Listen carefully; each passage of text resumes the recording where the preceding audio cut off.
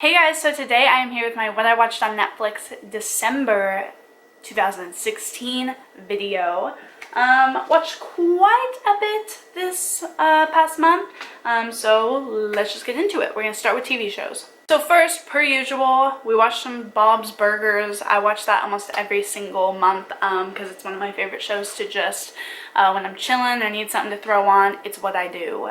So it's what I do. It's what I choose. Yeah, Bob's Burgers, love it. Mention it every single month. I'm not going to go over it too much. I watched season 2 of Fuller House. It's just cute. I watched Full House a lot when I was a little kid. And so I just think it's cute. Caleb thinks it's super cheesy and annoying and whatever, but he didn't like Full House, so that makes sense. But I liked Full House, so I think it's fun. Then I watched the latest season of Grey's Anatomy that's on Netflix, season 13, I believe. Oh my god. That ending, though, with Alex and DeLuca, that was interesting. So we'll see what happens with that when the next season comes on Netflix, which it normally does like in the summer, I think. So really excited for that one. I thought the season was great. I watched about half of it in November and half of it in December. So if you watch my November video, I talk a little bit about it there as well. So I'm not going to go over it too much, but I thought it was a great season. It answered a lot of questions that I think needed to be answered, and yeah, it was good. Then we finished New Girl, which I think we only had a couple episodes left when I filmed my November video, and yeah, we finished it. It was really, really good. I loved it. It's one of my favorite shows of all time. It was one of my favorite shows of the year. If you've watched my what I watched, or not what I watched, if you watched my favorites of 2016 video, it was one of my favorites of the year. Then I did finish the Gilmore Girls Year in the Life revival, which is another semi-favorite if you watch that video. I liked it. The ending pissed me off. I'm not gonna spoil anything, but if you've watched it, you will know. With the last 4 words or whatever, I'm just confused, like, are they not going to continue the show now? Because that kind of pisses me off, because like the whole point of the revival was to like show you what's been going on and like how everything's been and kind of to just wrap up the whole thing. But then they left it on a cliffhanger. Like, that's just rude, honestly, in my opinion, to like viewers and like your loyal viewership, because it's like, we watched the revival because everyone said that it was going to help wrap it up and just complete the Gilmore Girls story, and just everything will be fine and dandy, and it'll just close it really, really nice. And then they left it on a cliffhanger and just expect people to like never know.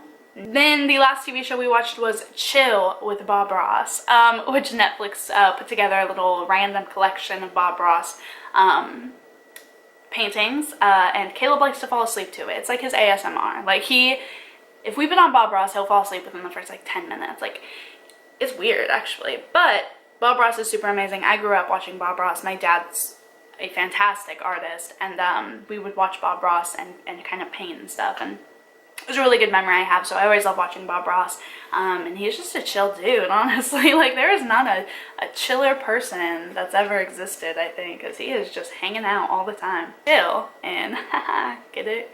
Because it's called Chill with Bob Ross. My question, though, if you know the answer to this, be sure to let me know. So Netflix is the one that put together these little like collection things. So like my question is, did they purposely make all of like the first collection of Chill with Bob Ross winters?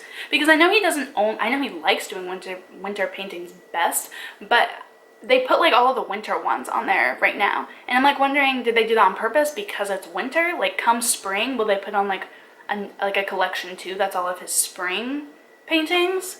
Like, that just kind of confused me.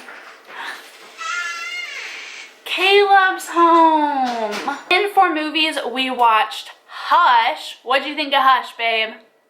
That was awesome. Like, really, I can understand why it's 5 stars now, because it's 5 stars on Netflix. The director, whoever like really went with the cinematography, was phenomenal. Cinematography was A1. If you don't know, it's about this girl who is I think she's completely deaf. Yes. Yeah, and she she lives in like a cabin kind of out in, it's kind of in the middle of nowhere. Alabama. Okay. I think it's in Alabama. That's not even what I was gonna say. Like, kind of in the middle of nowhere. It's not in like a urban area or anything. And she, there's this guy who comes and like tries to kill her, but what he kind of plays on the fact that she's deaf. So at first he didn't realize she was deaf, and then he goes to like tap on the window and like she didn't respond or anything, and so he was like, oh shit, I can like fuck with this now. So it's kind of like this it's more mind games than anything, but the whole movie is pretty much silent almost, because it's kind of from her perspective. So it's really, really cool. Then we watch Joe Rogan stand up.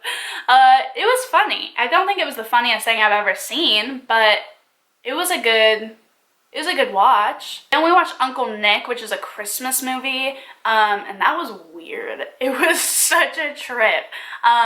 It was definitely not your typical Christmas movie. It was like all about sex and drugs, and it was good though. I liked it. Did you like it, Cabe? Yeah, it was definitely weird. It was definitely weird. You'd want to watch it again? No. Yeah, it's not one we'd watch again. I think we gave it 3 stars, maybe 4. Then we watched St. Vincent with Bill Murray. I wouldn't say it's by far, actually, probably my favorite Bill Murray movie at all, but he's always phenomenal. I feel like every movie that he's in, he just makes it so much better, and that was a good one.